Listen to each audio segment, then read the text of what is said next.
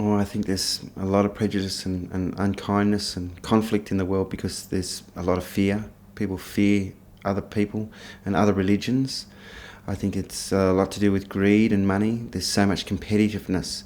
You know, people have to compete. You see in the television ads and so forth. If you haven't got the latest and greatest, and you're not making your neighbour jealous, you're nothing. And I think that's just the wrong message to be sent out there.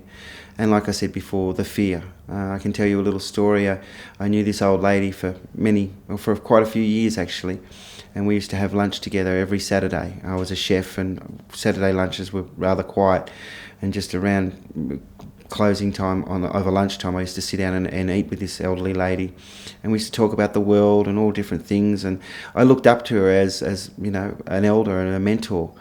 And one day it came up that of our different genealogy or backgrounds, and I told her that I was an Indigenous person, and our friendship ended on that day. And I don't know why. She must have had a fear or some misunderstanding in her life, or the way she was brought up. But she didn't like Aboriginal people, and more importantly, she didn't like black people. She was afraid of them, and therefore, when she found out my heritage, she was afraid of me.